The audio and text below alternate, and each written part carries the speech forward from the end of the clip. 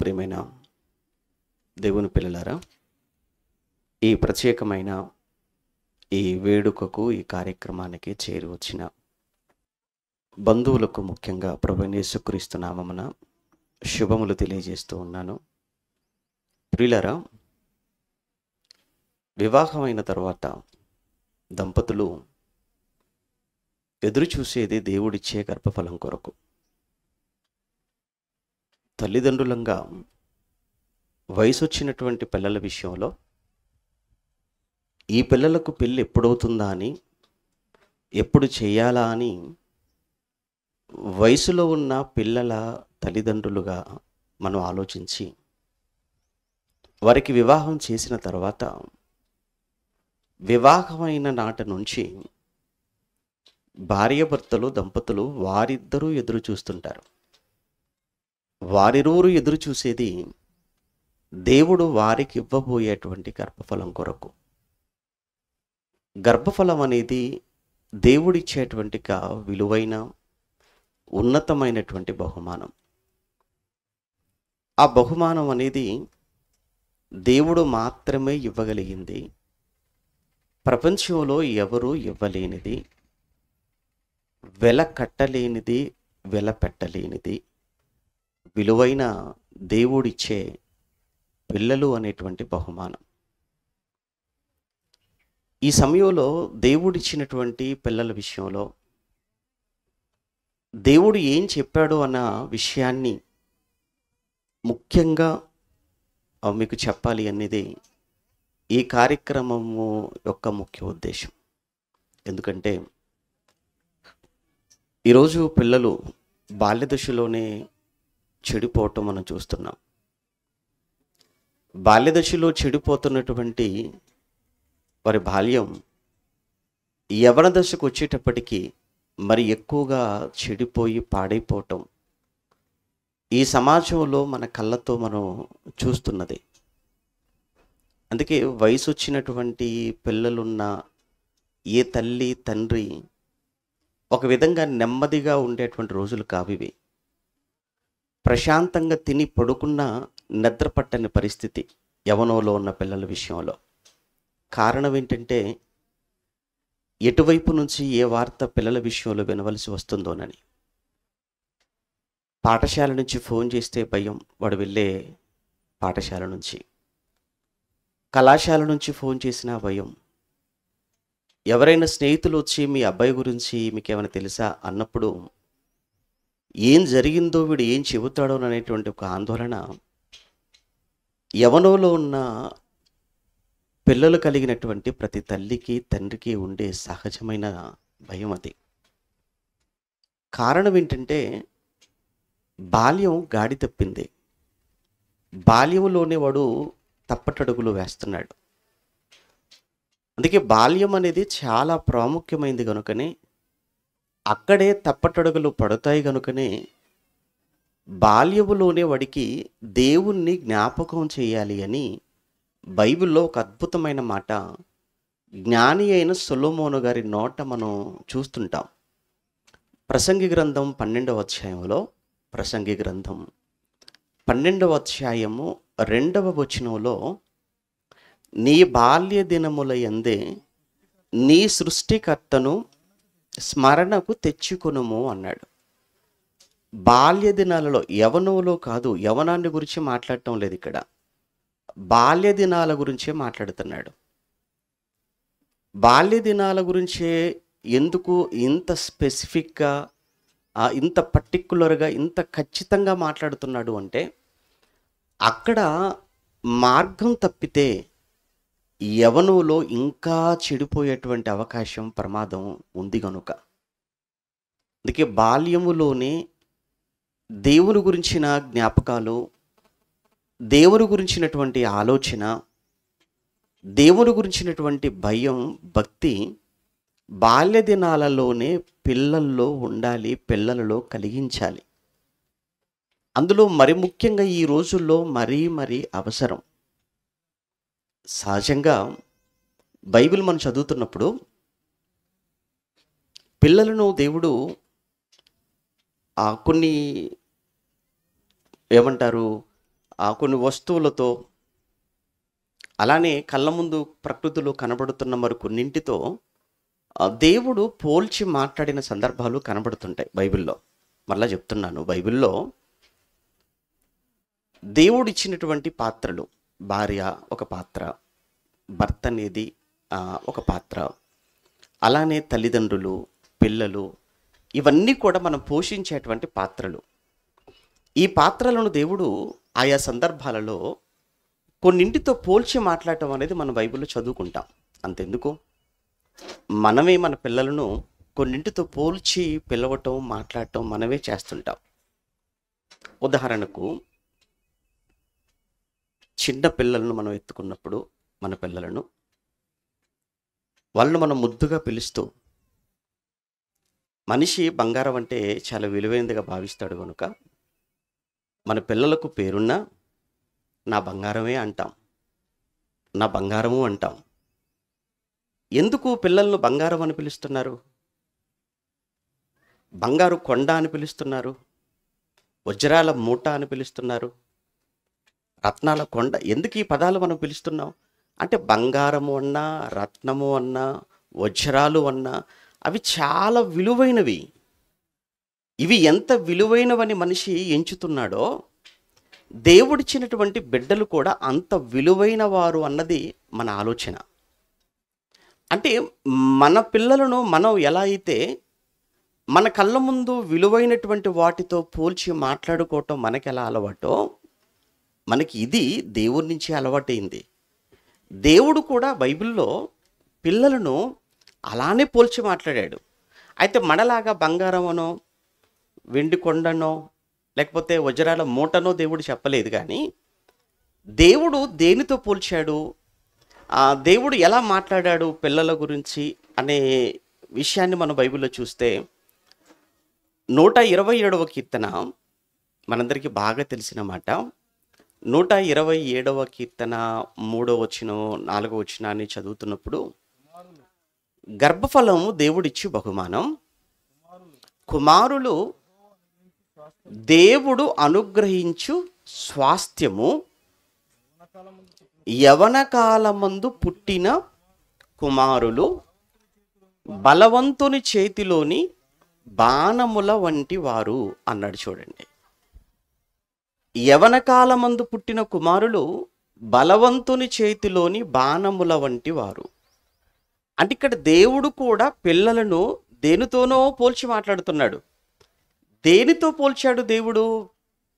వెండితో పోల్చలేదు, బంగారంతో పోల్చలేదు, లేకపోతే వజ్ర వైడూర్యాలతో పోల్చలేదు. దేవుడు పిల్లలను బలవంతుని చేతిలో బాణములు అన్నాడు. అంటే పిల్లలను బాణము అన్న పదంతో, లేదా బాణము అనే దానితో పోలుస్తున్నాడు. చూడండి, బాణము అనగానే మరలా ఎవరి చేతిలో బాణము? బలవంతుని చేతిలో బాణము అన్నాడు. ఇంతకీ బలవంతుడెవరు? బలవంతుడెవరో కూడా తెలియాలి కదా. మనం ఏమంటే పిల్లోడు ఏమనుకుంటాడు అని అంటే, వాడికి ఒక వయసు వచ్చినంత వరకు బలవంతుడు అంటే మా నాన్నని మించిన బలవంతుడు ఎవడున్నాడు అనుకుంటాడు. వాడికి అంతే, మా నాన్నే హీరో వాడికి. ఎప్పుడు? చిన్నప్పుడు. లేదా అమ్మే బలవంతురాలుగా కనబడుతుంది. వాడు మన ఇంటి పరిధిలో, మన కుటుంబ పరిధిలో ఉన్నంత వరకు. ఇప్పుడు అక్కడి నుంచి వాడు యవనంలో కడుగు పెట్టి కళాశాలకు వెళ్ళాడు అనుకోండి, అక్కడ కొంతమంది కండలు తిరిగిన వాళ్ళు కనబడుతుంటారు. రోజు ఎక్సర్సైజులు చేసి జిమ్కి వెళ్ళి, లేదా 10 మందిని కొట్టే వాళ్ళని చూడగానే వాడు ఏమనుకుంటా, అప్పుడు ఆలోచన మారిపోద్ది, బలవంతుడు అంటే వీడే అనుకుంటాడు. అంటే వాడు వాడు చిన్న వయసులో ఉన్నప్పుడు ఒక తండ్రి బలవంతుడిగా ఉంటాడు, ఒక తల్లి బలవంతురాలుగా కనబడుతుంది. కానీ సర్టైన్ ఏజ్ వచ్చేటప్పటికీ, ఒక వయసు వచ్చేటప్పటికి వాడు సమాజంలోనికి వెళ్ళి సమాజంలో అనేక మందిని చూస్తున్నప్పుడు అక్కడ అనేక మంది బలవంతులు వాడికి కనబడుతుంటారు. వాళ్ళే బలవంతులు అనేటువంటి ఒక ఆలోచనలోనికి వెళ్ళిపోతాడు. కానీ ఇక్కడ మాట్లాడుతున్న ఈ బలవంతుడు అని అంటే తండ్రి కాదు, తల్లి కాదు, సమాజంలో కండలు తిరిగిన వారు బలవంతులు కాదు. మరి ఇక్కడ బలవంతుడు అంటే దేవుడు బలవంతుడు అని. దేవుణ్ణి మించిన బలవంతుడు ఎవరున్నారు మీరు చెప్పండి? దేవుణ్ణి మించిన బలవంతుడు ఎవరు? దేవుడు ఈ సృష్టిని కలగచేసినవాడు. ఈ సృష్టిలో మనం ఉన్న ఈ భూమిని శూన్యములో వేలాడదీసినవాడు అని మనం చదువుకుంటాం. సైన్స్ కూడా అదే కదా నమ్ముతుంది, శాస్త్రం కూడా. ఈ భూమి అనేది మనం నివసించే ఈ భూమి శూన్యములో వేలాడుతుంది అన్నదే సైన్స్. అది ఎవరు వేలాడదీశారు మరి దాన్ని శూన్యములో? సైన్స్ చెప్పదు. సైన్స్ చెప్పే మాట ఏంటంటే దానికి అదే అలా వేలాడుతుంది అంటది, అంతే. దేవుడు వేలాడదీశాడు అనేటువంటి మాట ఒప్పుకోదు కదా, ఎందుకంటే దేవుడు అన్న మాట ఎందుకో సైన్స్కి పడదు. కానీ ఒక భూమిని దేవుడు ఈ శూన్యంలో వేలాడ తీశాడు అంటే, ఈ భూమిని లేపి శూన్యంలో అలా పెట్టాడు అంటే ఆయనకున్న బలం ఏంటి, ఆయనకన్నా బలవంతులెవరు అని చెప్పడానికి ఒక చిన్ని ఉదాహరణ మాత్రమే ఇది. దేవుడు బలవంతుడు అయితే బలవంతుడైన దేవుని చేతిలో ఏమన్నాడు? బాణము అన్నాడు. ఇక్కడ బాణము అనగానే మరలా ఇక్కడ ఏదో మీరు ఏమంటారు, వేటకు ఉపయోగించేదో యుద్ధంలో ఉపయోగించో కేవలం ఆ బాణంగానే మనం ఆలోచించటానికి వీల్లేదు. ఏదైనా సరే, ఒకవేళ దాని గురించి మనం ఆలోచించామనుకోండి, బాణము అనగానే ఒక విలుగాడు తన ఏమంటారు విల్లుని ఎక్కుపెట్టి బాణాన్ని విడిచిపెడతాడు. ఆ బాణం సరిగ్గా వెళ్ళి శత్రువు యొక్క గుండెలను చీల్చుకొని వెళ్ళిపోతుంది, శత్రు సంహారం జరుగుతుంది. అందుకు బాణాన్ని ఉపయోగిస్తారు అనేది మనకు తెలిసింది. కానీ ఒకసారి బైబిల్లో మనం చదువుతున్నప్పుడు ఈ బాణము యొక్క గొప్పతనం, లేదా ఎందుకు దేవుడు బాణంతో పోల్చాడు, ఆ బాణం ఎలాంటి బాణమో బైబిల్లో దేవుడు హబక్కూకు గ్రంథంలో ఒక మంచి మాట మాట్లాడతాడు. ఒకసారి హబక్కూకు గ్రంథం 3వ అధ్యాయాన్ని మనం చూడగలిగితే, హబక్కూకు గ్రంథం 3వ అధ్యాయం 11వ వచనం చదువుకుందాంలేండి. నీ ఈటెలు తలతలలాడగా సంచరించు నీ బాణముల కాంతికి భయపడి సూర్యచంద్రులు తమ నివాసములలో ఆగిపోవుదురు అన్నాడు. ఇక్కడ ఎంత ఉన్నతమైనటువంటి విషయాన్ని చెప్తున్నాడు అంటే, దేవుడు బాణముల గురించి మాట్లాడుతూ సంచరించు నీ బాణముల కాంతికి భయపడి అన్నాడు. అంటే బాణములు అనగానే కాంతి కలిగినవి అన్న పదాన్ని ఇక్కడ మనం చూద్దాం, అంతవరకు తీసుకుందాం. అక్కడ బాణములను తన అంబులో వేసుకున్నవాడు అన్నాడు. అక్కడ బలవంతుని చేతిలో బాణములు అన్నాడు. బాణము అనగా ఇప్పటి వరకు మనం విన్నది ఏంటంటే, బాణము అంటే శత్రువులను సంహరించడానికి ఉపయోగించేటువంటి ఒక బాణముగా మనం చూసాం. కానీ ఇక్కడ మాట్లాడుతున్నప్పుడు బాణము అనేది కాంతి. మళ్ళీ చదవండి ఆ మాట 11వ వచనంలో, నీ బాణముల కాంతికి వెలుగు ఎంత గొప్ప వెలుగు అని అంటే చెప్పాడు కింద. ఈ వెలుగుకు సూర్యచంద్రులు కూడా ఏమన్నారు తర్వాత మాటలో?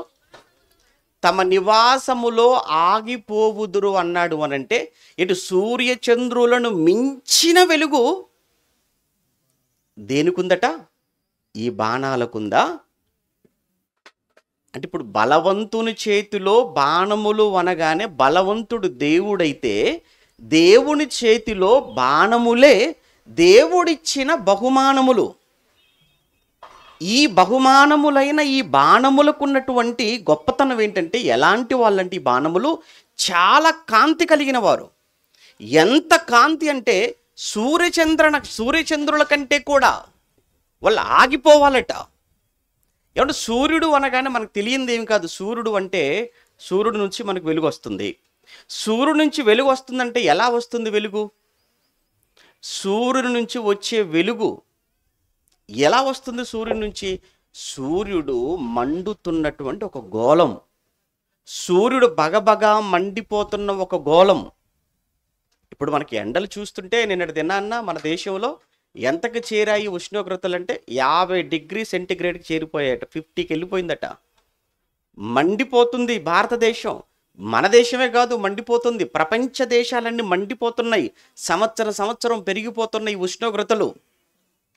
ఇంకా భవిష్యత్తులో ఇంకా భయంకరమైనటువంటి వేడిమిని, భయంకరమైన ఉష్ణోగ్రతలను మనం చూడబోతున్నాము. కారణం ఏంటంటే ప్రపంచవ్యాప్తంగా గ్లోబల్ వార్మింగ్ అనేది పెరిగిపోతుంది. మనిషి టెక్నాలజీ సాంకేతిక రంగంలో ఎదిగిపోతున్నాను అని చెప్పుకుంటూ పర్యావరణాన్ని భయంకరంగా పాడు చేస్తున్నాడు.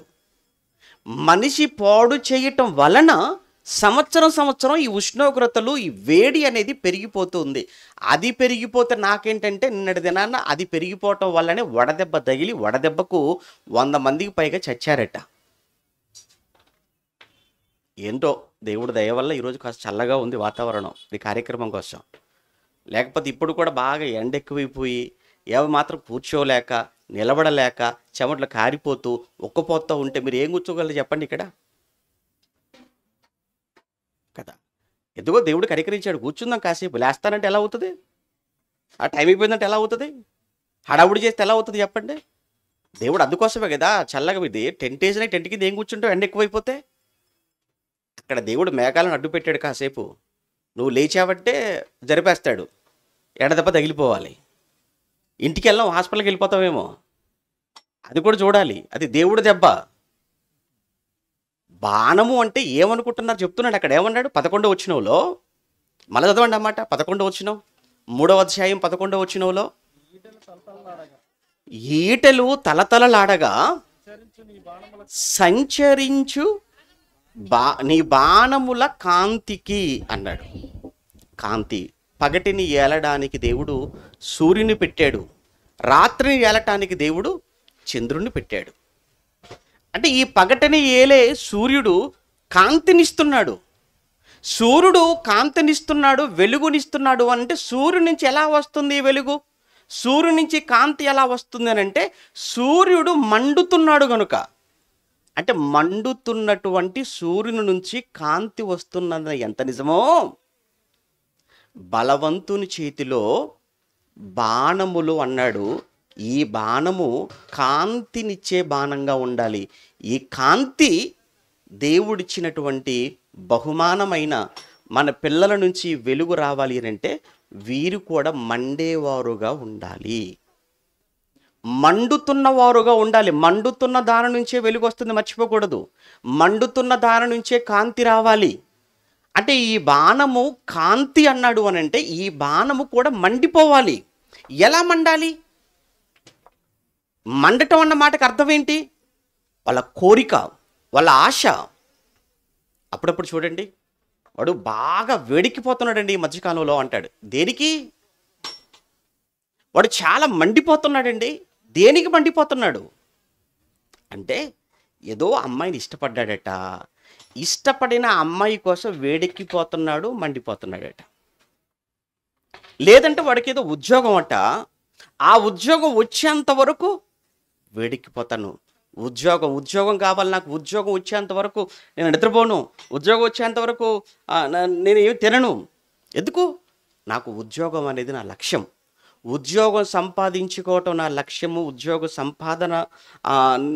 ఉద్యోగాన్ని సంపాదించుకునేంత వరకు ఇక నేను ఏ పని చేయను అని పుస్తకాల ముందు రాత్రి పగళ్ళు కూర్చొని పుస్తకాలతో కుస్తీ పడుతుంటారు చూసారా. అంటే వాడు ఏంటంటే వాడు మైండ్ అంతా కూడా ఉద్యోగము. అలానే ప్రతి దేవుడిచ్చినటువంటి ప్రతి బిడ్డ చిన్నప్పటి నుంచి దేవుని కొరకు, దేవుని ఆశయాల కొరకు మండేవారుగా ఉండాలి, దేవుని కోసం మండుతున్నవారుగా ఉండాలి. ఈరోజు ఎంతమంది పిల్లలు దేవుని కోసం మండుతున్నారు? దేవుని పనన్నా, దేవుని కార్యక్రమాలన్నా, వాక్యమన్నా, పరలోకమన్నా, ఆత్మ సంబంధమైన జీవితం అన్నా, అసలు ఇలాంటి దైవ సంబంధమైన ఏ కార్యక్రమాల విషయంలో మన పిల్లలు మండిపోతున్నారంటారు మీరు చెప్పండి? ఆటలంటే ఇష్టం, పాటలంటే, సరదాలంటే, సంతోషాలంటే, కబుర్లంటే, సినిమాలంటే, సీరియల్ అంటే అవి లేకపోతే వీరు లేరన్నట్టుగా, అవి చూడకపోతే బ్రతక లేరన్నట్టుగా ఈరోజు పిల్లలు మారిపోలేదా మన కళ్ళ ముందు? వాటి కోసం కొట్టుకుంటున్నారు, వాటి కోసం చంపుకుంటున్నారు కదా. అంటే దేనికి మండవలసిన పిల్లలు దేనికి మండిపోతున్నారు? ఎలా ఉండవలసిన పిల్లలు ఎలా మారిపోతున్నారు చూడండి కళ్ళ ముందు. ఇద్దరు అమ్మాయిలు రోడ్డు మీద ఫైటింగ్ చేసుకుంటున్నారు కాలేజీ నుంచి బయటికి రాగానే. ఎందుకమ్మా ఫైటింగ్ చేస్తున్నారంటే ఇద్దరు కలిసి ఒకరిని ప్రేమించారట. ఇది చూడండి, గొడవ చూడండి ఎలా ఉందో. అబ్బాయిలు కాదు, అమ్మాయిలు ఫైటింగ్ అది.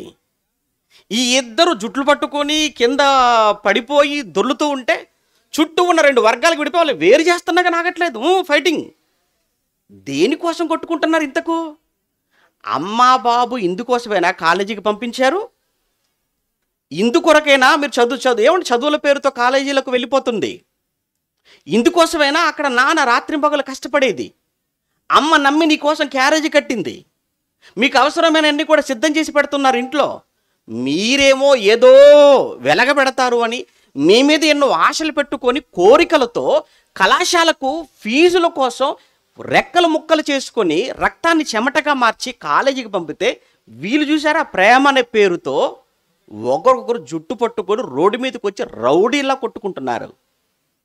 అంటే వీళ్ళ మంటేమో ఇలా ఉంది. ఏం చేస్తే వీళ్ళ మంట ఇలా ఉంది, వీళ్ళు ఇలా మండిపోతున్నారు. వీళ్ళ నుంచి వచ్చి ఆ కాంతి చూసారా ఎలా ఉందో? ఏమంటే ఒకవేళ ఇదే పొజిషన్లో ఒకవేళ ఇక్కడ కూర్చున్న తల్లిదండ్రులకు మీ పిల్లలు ఉంటే ఏం చేస్తారు చెప్పండి? ఓకే, ఇప్పుడు ఎవరో కదా అని చెప్పి మనకేమంత బాధ అనిపించట్లేదండి, సరదాగా నవ్వుకుంటున్నాం ఎక్కడో జరిగిందని. ఒకవేళ అదే సీన్లో ఒకవేళ మీ పిల్లలు మన పిల్లలు ఉంటే, అందుకోసమే ఒక్కసారి అందరినీ కూడా ఆలోచింప చేయాలి. ఏమండి కొందరైనా కానీ వింటారేమో, ఆలోచిస్తారేమో, ఆలోచింప చేయాలి. మన బాధ్యత అది. ఎందుకంటే సమాజం చెడిపోతే అందులో మనం కూడా ఉన్నాం కదా. సమాజంలో ఇల్లు కాలిపోతుంటే ఇంట్లో ఉన్న వాళ్ళంతా కాలిపోతారు. మనమంతా కూడా సమాజంలోనే ఉన్నాం. సమాజం చెడిపోతే మనం బాగుంటాం అనుకోవటం పొరపాటు. మీకు అర్థమైందా? సమాజం చెడిపోతే సమాజంలో మనం ఎలా బాగుంటాం? కనుక నేను బాగుండాలని కోరుకుంటున్నాను అనంటే, నా కుటుంబం బాగుండాలని కోరుకుంటున్నాను అనంటే ఖచ్చితంగా సమాజం కూడా బాగుండాలని కోరుకోవాలి. సమాజం బాగుంటేనే నా కుటుంబం బాగుంటుంది, సమాజం బాగుంటేనే నా పిల్లలు బాగుంటారు. సమాజం ఏమైపోతే నాకేంటి, నేను నా కుటుంబం బాగున్నాం కదా అని అనుకుంటే అది అజ్ఞాని మాట్లాడే మాట. అది పక్కిల్లు తగలబడిపోతుంది అనుకోండి, మనకేం కాదులే, మన ఇల్లు కాదు కదా, పక్కన ఇంట్లో ప్రశాంతంగా కూర్చుంటారు. మీరు చెప్పండి, పక్కిల్లు తగలబడిపోతుంది, నెక్స్ట్ నీ ఇంటికే అంటుకుంటాయి మంటలు. అందుకే పక్కిల్లు కాలిపోతుందనగానే వాళ్ళ ఇంట్లో ఉన్న వాళ్ళే కదా, పక్కింట్లో ఉన్న వాళ్ళు కూడా బయటికి పరారైపోతారు. ఎందుకు? నెక్స్ట్ మన ఇల్లే కదా అని. ఎక్కడో జరిగిందని మనం అనుకుంటున్నాం. రేపు పొద్దున అది మన ఇంటి దాకా వస్తే, మన వీధి దాకా వస్తే, మన బంధువుల దాకా వస్తే. అందుకే ఇలాంటి, ఎందుకంటే మీరు మామూలుగా సభలు పెడితే రారు కదా, వస్తారా చెప్పండి? మీరు రారు. కనీసం ఇలాంటి కార్యక్రమాలప్పుడైనా బంధువులందరినీ పిలిచి, నేనే కాదు నా బంధువులు కూడా బాగుండాలి, మా బంధువులు బాగుండాలి, మా బంధువుల పిల్లలు బాగుండాలి, మా చుట్టాలందరూ బాగుండాలి, క్షేమంగా ఉండాలి అన్న ఆలోచనతో, ఉద్దేశంతోనే మిమ్మల్ని అందరినీ పిలిపించి, మిమ్మల్ని అందరినీ కూర్చోబెట్టి ఏర్పాట్లన్నీ చేసి ఈ మాటలన్నీ మీకు వినిపించేది. అంతే తప్ప చేయాలనుకుంటే 4 గోడల మధ్య నలుగురిని పిలిచి చేసుకోవచ్చు కార్యక్రమం. ఎవరేమైనా పిలవలేదని మరి ఏమైనా అలిగే వాళ్ళు ఉన్నారా, గొడవ పెట్టే వాళ్ళు ఉంటారా? ఏమి లేదే. దేవుడు చెబుతున్న మాట మళ్ళా చదువు. ఆ మాట ఏమన్నాడు? మనం బలవంతుని చేతిలో గర్భఫలము దేవుడిచ్చి బహుమానము, కుమారుడు యెహోవా దేవుడు అనుగ్రహించు స్వాస్థ్యము, యవన కాలమందు పుట్టిన కుమారులు బలవంతుని చేతిలో బాణముల వంటి వారు అన్నాడు. బాణములు అంటే ఏంటో కాదు, బాణములు అని అంటే అవి కాంతి కలిగిన బాణాలు. కాంతి అనేది రావాలి అని అంటే, వెలుగు రావాలి అని అంటే మండాలి. మండటం అన్న మాటకు అర్థం ఎలా మండుతున్నారు? దేవుని కొరకు మండుతున్నారా? దేవుని కొరకు మండే పిల్లలుగా ఉన్నారా మన పిల్లలు?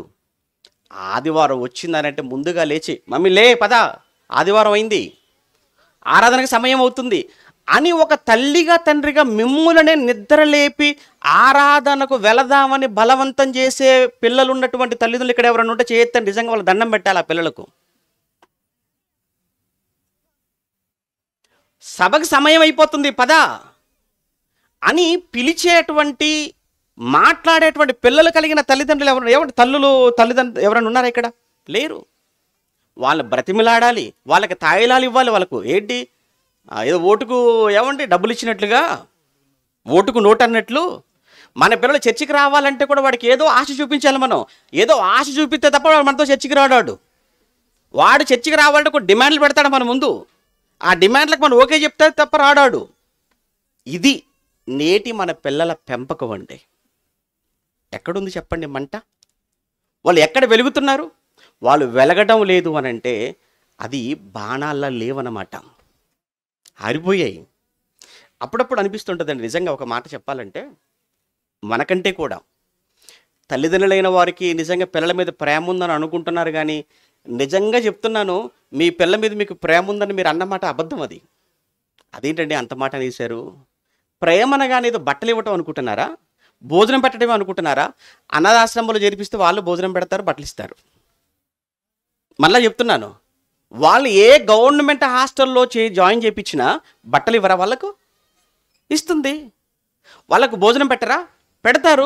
నువ్వైనా గానీ అప్పుడప్పుడు ఏమంటే ఒక సమయం అంటూ నీకు ఉండదు. హాస్టల్‌లో మాత్రం టైమ్ టు టైమ్ పెడతారు. ఉదయం ప్రతిరోజు 8 గంటలకి ఒక అరగంట అటు అవ్వదు, ఇటు అవ్వదు. మధ్యాహ్నం 1 అయిందంటే భోజనం. రాత్రి సరిగ్గా 7 అయిందంటే భోజనం. మన ఇంట్లో ఒక 7 అవుతుందో తెలీదు, 8 అవుతుందో తెలీదు, రాత్రి 10 అవుతుందో తెలీదు, 12 అవుతుందో కూడా తెలీదు మన ఇంట్లో. ఇది మన ఇంట్లో మన పిల్లలకు భోజనం పెట్టే విధానం ఇది. కానీ హాస్టల్ అలా ఉండదే. మరి ప్రేమనగానే కేవలం భోజనం పెట్టడం, బట్టలు ఇవ్వటమే అని అనుకుంటున్నారు. మరి పిల్ల బాగోలేదనుకోండి, వాళ్ళు వదిలేస్తారండి హాస్టల్ అలానే? చూపించరా? మరి అక్కడ చేసేవాడిని ఇక్కడ మనం చేస్తున్నప్పుడు ప్రత్యేకంగా మన పిల్లల మీద మనకున్న ప్రేమేంటి? వాళ్ళ మీద మనం ప్రత్యేకంగా చూపించిన శ్రద్ధ ఏముంది ఇంకా? అందుకే అసలు మన పిల్లలకు మన మీదే ఏమో కానీ, మన పిల్లల మీద మనకున్న ప్రేమ కంటే కూడా నిజంగా చెప్తున్నాను, ఒక ఇన్సిడెంట్ మీకు జరిగింది చెప్తాను. 1991 మే 21, ఇవాళ 28 కదండి, పోయిన వారం అన్నట్లు 21 అంటే. సరిగ్గా 1991 మే 21న భారతదేశంలో జరిగిన ఒక భయంకరమైనటువంటి సంఘటన, అదే రాజీవ్ గాంధీ హత్య. మన దేశ ప్రధాని రాజీవ్ గాంధీ ఏమంటే 5 సంవత్సరాల పరిపాలన అయిపోయింది. మరో సంవత్సరం మరో ఎలక్షన్స్ కోసం ఆయన ప్రచారంలో ఉన్నాడు. తమిళనాడుకి వెళ్ళాడు. చెన్నైకి దగ్గరగా ఉన్న శ్రీపెరంబుదూర్లో మీటింగ్, రాత్రిపూట మీటింగ్ అంతా అయిపోయింది. అయిపోయిన తర్వాత ప్రత్యేకంగా ఆయన్ని కలవాలి, ఆయనతో మాట్లాడాలి, ఆయన కోసం మా పాప ఒక చక్కటి ఒక పాట పాడింది, అది వినిపించాలి అని. మొత్తానికి ఎందుకంటే ఒక దేశ ప్రధాని వచ్చాడు అని అంటే ఆయన కలవటం అంటే అంత సులువైనటువంటి విషయం కాదు కదా. అయినా అనుమతి తెచ్చుకొని, పర్మిషన్ సంపాదించుకొని, పాస్ సంపాదించేసుకొని ఆయన దగ్గరికి వెళ్ళి ఆయనకు దండేసి ఆయన కాళ్ళకు నమస్కారం చేస్తున్నట్లుగా వంగి, అప్పటికే తను లోపల ధరించుకున్న ఆర్డిఎక్స్ ఆ బాంబు, ఆ బటన్ నొక్కి తను చనిపోతూ రాజీవ్ గాంధీని కూడా చంపింది. అందులో సుమారుగానంటే ఒక 15 మంది వరకు అక్కడికక్కడ చనిపోయారు. ఎందుకు చెప్పాను ఈ విషయం అంటే, అలా బాంబు తన శరీరానికి తగిలించుకొని చచ్చిపోతున్న రాజుని చంపాలనుకున్నటువంటి అమ్మాయికి 24 సంవత్సరాల వయసు. తాను అని 24 సంవత్సరాల వయసులో ఉన్నటువంటి ఒక స్త్రీ, తను ఈ బాంబు బట్ట నొక్కితే తను చనిపోతుంది. తను చనిపోవటంతో పాటు రాజీవ్ గాంధీ కూడా చనిపోతాడన్న సంగతి తనకు తెలుసు. అయినా ఎందుకు అంతగా తెగించేసింది, ఎందుకు అలా సిద్ధపడిపోయిందంటే, ముందుగానే ఒక దగ్గర ట్రైనింగ్ అయింది. ముందే ఒక దగ్గర ట్రైనప్ అయింది. ఎక్కడో శ్రీలంకలో ఎల్టీటీ అనేటువంటి ఒక తీవ్రవాద సంస్థ. ఆ సంస్థకు నాయకుడు అప్పట్లో ప్రభాకరన్ పిల్లై అందులో చేరిపోయింది. అందులో చేరిన అమ్మాయి యొక్క మనసును బాగా ట్రాప్ చేశాడు, బాగా మోటివేట్ చేశాడు. తెల్లవారితే చావాలి. చూడండి, తెల్లవారితే చావాలి. ముందు రోజు చావడానికి ఎంతమంది సిద్ధంగా ఉన్నారు? మీరు చావడానికి ఎంతమంది సిద్ధంగా ఉన్నారు? రేపు తమిళనాడు వస్తున్నాడు ఆయన, రాజీవ్ గాంధీ. ఆయనను చంపడానికి, మీరు చావడానికి మీలో ఎంతమంది సిద్ధంగా ఉన్నారు అన్నప్పుడు చాలా చేతులు లేచాయి. అలా లేచిన చేతుల్లో ఒక చెయ్యే ఈ దాను అని. అప్పుడు ఆయన, ఈ ప్రభాకరన్ పిల్లై, ఆ దాను అనేటువంటి ఆవిడని సెలెక్ట్ చేయగానే ఎగిరి గంతేసిందట. ఆనందపడిపోయింది సంతోషంతో. చుట్టూ ఉన్న వాళ్ళందరూ కూడా ఆమె దగ్గరకు వచ్చేసి షేక్ హ్యాండ్ ఇచ్చి కంగ్రాట్ చెప్తున్నారు, బెస్ట్ ఆఫ్ లక్ చెప్తున్నారు ఆవిడకు. ఆవిడ కూడా ఆ మీటింగ్ అయిపోయిన తర్వాత స్వీట్లు తీసుకొచ్చి వీళ్ళందరికీ స్వీట్లు ఇచ్చేస్తుంది. ఎందుకు స్వీట్లు పంచుతున్నావు? రేపు ఉదయం నేను చావబోతున్నాను కనుక. ఎందుకు చనిపోతున్నావు? మన ఆశయం అదే కదా, ఆయన చంపడం. ఆయనను చంపేటువంటి ఒక అదృష్టం, ఒక భాగ్యం, అవకాశం ఇంతమంది ఉండగా ఇంతమందిలో నాకు మాత్రమే దక్కింది. బాస్ నన్నే సెలెక్ట్ చేశాడు. చూసారా? అంటే అసలు ఎవరు బాస్? ఎవడు? ఈవిడెవరు? ఏమైనా కన్న కూతురా? కాదే. తోడబుట్టిందా? కాదే. తోడబుట్టింది కాదు, కన్న కూతురు కాదు. అయినప్పటికీ కూడా తను చెప్పిన ఒక లక్ష్యం కోసం తను చావడానికి, ఇప్పుడు తను తన తల్లిదండ్రులకు దూరం అయిపోతుంది. ఏమంటే వివాహం అయి ఉంటే భర్తకు దూరం అయిపోతుంది, పిల్లలుంటే పిల్లలకు దూరం అయిపోతుంది, ఊరికి దూరం, కంప్లీట్గా అసలు జనాభా లెక్కల్లో లేకుండా పోతుందన్న సంగతి తెలిసి కూడా చావడానికి సిద్ధపడిందనంటే ఆ బాస్ అనేవాడు ఆమెను ఎంతగా ట్రైనప్ చేశాడో చూడండి. అది చూసిన తర్వాత, అది విన్న తర్వాత అనిపించింది, చదివిన తర్వాత అంటే మన పిల్లలు ఉన్నారు. మన పిల్లలు నిజంగా మన మాట వింటారా? వద్దు.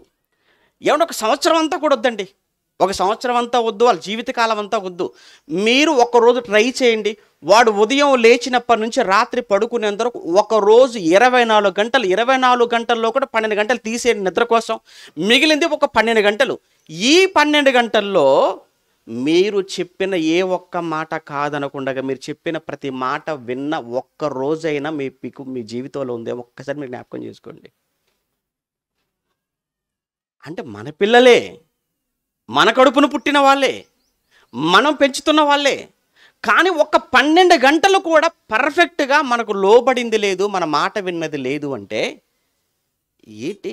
వాడేమో చచ్చేటట్టుగా సిద్ధం చేశాడు, చావడం కోసం రెడీ చేశాడు అక్కడ వాడు.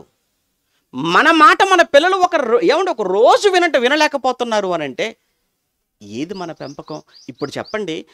మనకంటే కూడా వాడే బాగా పెంచుతున్నాడు కదా అక్కడ వాళ్ళను. సరే, పెంచుతున్నది చెడు కోసమా మంచి కోసం పక్కన పెట్టండి. వాడి మాట వినేటట్టుగా చేసుకున్నాడా లేదా చెప్పండి. వాడు తన మాట వినేటట్టుగా చేసుకున్నాడు, వాడికి లోబడేటట్టుగా చేసుకున్నాడు. కానీ మనం మన పిల్లలను మన మాట వినేటట్టుగా చేసుకోలేకపోతున్నాము అని అంటే అక్కడ మన ఫెయిల్యూర్ కాదా చెప్పండి. అప్పుడప్పుడు అనిపిస్తుంటుందండి పిల్లలను. డ్రెస్ దగ్గర కూడా మీరు చూడండి, ఆడికి ఎంత ఉండడండి, వాడికి మాటలే సరిగా రావు. వాడికి డ్రెస్ వేస్తే నాకు ఈ డ్రెస్ వద్దు, ఆ డ్రెస్సే కావాలంటాడు. ఏంటి వాడికి మాటలు రావు సరిగా, వాడు సరిగా నిలబట్టమే రాదు. వాడు ఆ పేచీ పెట్టినప్పుడు మీరు చూడండి కింద పడిపోయి దొర్లుతుంటాడు అంతే. వాడు ఏడ్ చేసి మనకి ఏడుపు రప్పించేస్తుంటాడు. మరి ఎంతరా వీడి వయసు అంటే వాడు ఎంత లేదు, 2 సంవత్సరాలు 3 సంవత్సరాల వయసులో కూడా పిల్లోడు వాడు కోరుకున్న డ్రెస్సే వెయ్యాలి. 1, 2 వాడికి ఇష్టమైంది తినాలి. మీకు ఏమంటే తినిపించడానికి కూడా చూడ, తల్లుల యొక్క ఫైట్, తల్లుల పోట్లాడ చూస్తుంటే, వాళ్ళు ఆడడం చూస్తుంటే, వాడు తినడానికి వీళ్ళు పడే ఫీట్లు చేసే సర్కస్లు మామూలుగా ఉండవు. ఇంటి చుట్టూ తిప్పుతుంటారు, ఇల్లు మొత్తం తిప్పుతుంటారు. ఏమండి ఆ మాట ఈ మాట చెప్పి అడు చూపించి ఇడు చూపించి పైకి వెళ్ళి కిందికి వెళ్ళి ఎక్సర్సైజ్ తల్లికి ఇలా తిప్పి చూస్తుంటే ఏవో సన్నగా అయిపోతుంది, వాడు మాత్రం అలానే ఉంటాడు. ఒక్క ముద్ద నోట్లో పెట్టడానికి ఎంత కష్టం అండి. పిల్లవాడు నోట్లో ఒక ముద్ద తినిపించడానికి కష్టం. ఏమంటే మీకు ఇష్టమైన బట్ట వాడు ఒంటి మీదకి వెళ్ళడం కష్టం. అంటే మన పిల్లలు వాళ్ళ వయసు ఏంటి? ఇక పిల్లలు పెరిగి స్కూల్కి వెళ్ళేటప్పుడు చూడండి, అడుగు అరే ఆ డ్రెస్ బాగోలేదని అన్నారు అనుకోండి, నీకేం తెలుసు అంతే, ఏం తెలుసు అంటాడు. ఆడపిల్ల చూడండి, ఇక డ్రెస్ బాగోలేదా తీసి మొఖాన్ని కొట్టేసి అలిగేసి గదిలోకి వెళ్ళి తలుపు పెట్టుకోవడం అంతే. ఇక ఇది వీళ్ళ పరిస్థితి. అంటే చిన్న విషయాలే, కానీ చిన్న విషయాల దగ్గర కూడా మన మాట వినలేకపోతున్నారు అంటే మన పిల్లలు, అక్కడ మనం విఫలమైనట్టు కాదా ఒక తల్లిగా తండ్రిగా? వాడేమో చచ్చిపోతూ చంపడానికి సిద్ధం చేస్తున్నాడు, వాడు చేశాడు. మన దేశంలో మొట్టమొదటి మానవ బాంబు అండి ఆవిడే. మొట్టమొదటి మానవ బాంబుగా మారింది తనే. ఈ విషయాన్ని విన్నప్పుడు మండిపోతుంది. ఎందుకు? రాజీవుని చంపాలి కోరిక. దేవుని కోసం మన పిల్లలను అలా పెంచాలి, మండేవారుగా ఉండాలి. దేవుడన్నా, వాక్యమన్నా, పరలోకమన్నా, దేవుని కార్యక్రమాలన్నా, సంఘమన్నా మన పిల్లలకు నిజంగా పిచ్చి ఆసక్తి కలిగించాలండి వాళ్ళలో మనం. అప్పుడేనండి ఒక మంచి తరాన్ని, ఒక మంచి సమాజాన్ని మనం చూడగలం, స్థాపించగలం. అందుకే బాణములు అన్నాడు అని అంటే, బాణములు అనగానే ఏదో శత్రువులు చంపడం కోసం అనే కాదు. బాణము అంటే ఏమన్నాడు? కాంతి అన్నాడు. కాంతి రావాలి అని అంటే అది మండాలి అన్నాడు. మండటం అన్న మాటకు అర్థం, ఒక మాట చదివి ముగించేస్తాలేండి. ఒక్క మాట చివరగా లూకా సువార్త, యేసుక్రీస్తుల వారు చనిపోయి తిరిగి లేచిన తర్వాత, పునరుత్థానుడైన తర్వాత ఆయన ఎమ్మయ్య అనేటువంటి ఆ మార్గం గుండా వెళ్ళిపోతున్నప్పుడు ఇద్దరు బాటసారులు తో కలిసి ఆయన కూడా వెళ్తుంటారు. అప్పుడు 24వ అధ్యాయంలో 13వ వచనము నుంచి మనం చదువుతున్నప్పుడు 13వ వచనం నుంచి, ఇదిగో ఆ దినమందే వారిలో ఇద్దరు యెరూషలేమునకు ఆమడ దూరములోనున్న ఎమ్మాయి అను ఒక గ్రామమునకు వెళ్ళుచు జరిగిన ఈ సంగతులన్నిటిని గూర్చి ఒకరితో ఒకరు సంభాషించుచుండిరి. వారు సంభాషించుచు ఆలోచన చేసుకొనుచుండగా యేసు తానే దగ్గరకు వచ్చి వారితో కూడా నడిచెను అన్నాడు. ఆ తర్వాత ఎన్నో వచనం, 32వ వచనం, అప్పుడు వారు ఆయన త్రోవలో మనతో మాటలాడుచు లేఖనములను మనకు బోధపరుచుచున్నప్పుడు మన హృదయము మనలో మండుచుండలేదా? ఆ మాట చూడండి. యేసుక్రీస్తు మనతో నడుస్తూ లేఖనాలను మనకు జ్ఞాపకం చేస్తున్నప్పుడు, ఆ వాక్యాన్ని మనం వింటున్నప్పుడు, ఆ విన్న మాటలతో మన హృదయము మనలో మండుచుండలేదా అని మాట్లాడుతున్నారు. అంటే వాక్యము వింటున్నప్పుడు, వాక్యం చదువుతున్నప్పుడు మనలో కానీ పిల్లల్లో కానీ మంట పుట్టాలి, మంట రావాలి. ఆ మంట వెలుగుగా మారాలి. ఆ వెలుగే బాణం. ఈ బాణం ఎవరి అంబులో అన్నాడు? బలవంతుని చేతిలో బాణము. అంటే దేవుడు ఉపయోగించుకునే ఒక బాణంగా, అంటే వెలుగుగా మారాలి మన పిల్లలు. ఇదేనంటే దేవుడు ఆశపడుతున్నాడు. ఎవండి అలా వెలుగుగా, అలా మండే పిల్లలుగా మన పిల్లలు ఉన్నారు అని అంటే, ఎవడు మన పిల్లలను ముట్టడం, మన పిల్లల్ని పాడు చేయటం ఎవడి తరము కాదండి. ఎందుకంటే ఇప్పుడు నిప్పుని ఎవడన్నా ముట్టుకున్నాడు అనుకోండి, నిప్పుకు ప్రాబ్లమా, ముట్టుకున్నాడికి ప్రాబ్లమా? ఎవడికి ప్రాబ్లం చెప్పండి మీరు? ముట్టుకున్న వాడికి ప్రాబ్లమా నిప్పును, లేదా నిప్పుకు ప్రాబ్లమా? నిప్పును ముట్టుకుంటే ముట్టుకున్న వాడి చేతులే కాలిపోతాయి. మన పిల్లలు కూడా నిప్పులా ఉంటే, మన పిల్లలను పాడు చేయాలనుకున్నా, మన పిల్లల మీద చేతులు వేసినా, మన పిల్లల వైపు చూసినా వాడు కాలిపోతాడు తప్ప మన పిల్లలకి ఏమీ అవ్వదు. కాబట్టి ఇదండి దేవుడు మన పిల్లల నుంచి దేవుడు మన పిల్లల విషయంలో ఆయనకున్న కోరిక, ఆయనకున్న ఆశ. మన పిల్లలను అలా నిప్పులా, బాణములా అన్నాడు. బాణము అంటే కాంతినిచ్చేది. కాంతి అంటే రావాలి అంటే అది మండాలి. అంటే మన పిల్లలను మండేవారుగా మనం చేయగలిగితే, మన పిల్లలను ముట్టడం అనేది మన పిల్లల విషయంలో ఇక మనం, ఎందుకంటే మన పిల్లలతో మనం ఎంతకాలం మనం ఉండగలం? ఏమంటే ఒక తల్లిగా మీరు ఎంతకాలం మీ పిల్లలతో ఉంటారు మీరు చెప్పండి? వాడు బడికి వెళ్ళిపోతాడు, ఇంట్లో ఉన్నంత వరకు మీరు చూసుకుంటారండి. బడికి వెళ్ళిపోతే ఎవరు చూస్తారు? వాడు అక్కడ ఏం చేసేది? బస్సులో వాడు ఏం చేస్తున్నాడు ఎవరికి తెలుసు? ఎవరికి తెలియదు కదా. రేపు పొద్దున వాడు కాలేజీకి వెళ్ళిపోతాడు, ఏముండే ఎక్కడ వాడు ఏం చేస్తున్నాడో నువ్వు చూడగలవా, నేను చూడగల? ఎవరు మనం చూడలేం కదా. అంతెందుకు, రేపు పొద్దున అత్తగారింటికి వెళ్ళాలి అమ్మాయి, లేదంటే నీ ఇంటికి ఒక కోడల్ని ఇవ్వాలి అన్నా, మనం ఎంతకాలం ఉంటాం అక్కడ? అప్పుడు మన అమ్మాయిని ఒక అత్తగారింటికి పంపించామనుకోండి, అక్కడ ఎలా ఉంటుంది చెప్పండి? ఏమండి, వచ్చింది కోడలు కాదండి, కూతురు వచ్చిందండి మా ఇంటికి. మా ఇంటికి కోడలుగా కాదండి, కూతురు వచ్చిందండి మా ఇంటికి. కూతురు కంటే ఎక్కువండి కోడలు. ఆ మాట మన కూతుళ్ళ విషయంలో, మన పిల్లల విషయంలో అత్తగారింటి వారు చెప్పుకోవాలి అని అంటే ఎంత గొప్పగా పెరగాలి మన పిల్లలు, ఎంత గొప్ప లక్షణాలు కలిగిన వారుగా మన పిల్లలు అక్కడ అడుగు పెట్టాలంటారు చెప్పండి? నిప్పు అంటాం. అలానే మన ఇంటికి వచ్చేటువంటి ఆడపిల్లల విషయంలో కూడా, ఏమండి, మంచి అల్లుడు కాదండి, కొడుకు దొరికాడండి నాకు, మంచి కొడుకు అండి, మంచి కుటుంబం అండి, నిశ్చింతగా ఉంటానండి నా కూతురు విషయంలో అని అవతల వాళ్ళు చెప్పుకునేటట్టుగా ఉండాలి అని అంటే వీడు కూడా నిప్పులా ఉండాలి కదా. ఇలా మలచవలసిన, చెయ్యవలసిన బాధ్యత ఎవరిది? ఒక తల్లిగా, తండ్రిగా మనది. మనం ఏం చేస్తుంటామంటే చాలా గొప్పగా కార్యక్రమాలు చేస్తుంటాం. 21, 31, 41, 51 చేసుకుంటూ వెళ్ళిపోతూనే ఉంటాం అంతే. అవి చేయటమే మన పని అనుకుంటాం. అవి చేయడానికే వీడు పుట్టాడు అనుకుంటాం. అవి నువ్వు చేసినా చేయకపోయినా ఎవరు నేను అడగరు. కానీ రేపు పొద్దున వాడు ఒక మంచివాడుగా బ్రతకకపోతే అందరూ అడుగుతారు, ఎవరండి తల్లి, ఎవరండి తండ్రి, ఎవరండి పెంచారు వీడినిలా, ఎవరండి వీడికి 21 చేయలేదు ఎవరైనా అడుగుతారా? ఎవరండి వీడికి పేరు పెట్టే కార్యక్రమం చేయలేదట ఎవరైనా అంటారా? ఇవి కాదు, వాడిని పెంచే విషయంలో ఆలోచించండి. అలాంటివి చేయొద్దని కాదు. ఇవి మీరు చేసినా అసలు దేవుడు పెంచమన్నా, దేవుడు నేర్పించమన్నా ఆ విధానంలో, ఆ పెంపకంలో పిల్లలు లేకపోతే సమాజం అంతా కూడా పాడైపోతుంది. అందులో మనం కూడా ఉంటాం. అది దేవుడు కోరుకున్నది కాదు. దేవుడు నమ్మి ఇచ్చిన పిల్లలు గర్భఫలాలు, అవి బహుమానాలు. వాటిని బలవంతుడైన దేవుని చేతిలో బాణాలుగా మలచాలి. బాణము అనగానే కాంతినిచ్చేది. కాంతి రావాలి అని అంటే మండాలి. మండేవారుగా మన పిల్లలను మనం చేయాలి. ఆ మంట ఎలాంటి మంట అయి ఉండాలి? నేను ఖచ్చితంగా ర్యాంక్ సంపాదించుకోవాలి, ఓకే, అది కాదు. అసలు దేవుడు కోరుకున్న బాణం అది కాదు. ఈ సమాజంను వెలిగించాలి. ఈ సమాజాన్ని వెలిగించేవాడుగా ఉండాలి. సమాజాన్ని మంచి మార్గం నడిపించేవాడుగా ఉండాలి. అది దేవుడు కోరుకున్న వెలుగు. అది దేవుడు మండాలనుకున్న తీరు అది. కనుక అలాంటి పిల్లలుగా మన పిల్లలను మలచి దేవుని, బలవంతుడైన దేవుని చేతిలో బాణాలుగా ఇవ్వాలి అని మనస్ఫూర్తిగా కోరుకుంటూ ఈ మాటలు ముగిస్తున్నాను. ఓపికతో విన్నందుకు అందరికీ వందనాలు చెల్లించుకుంటున్నాను. Thank you.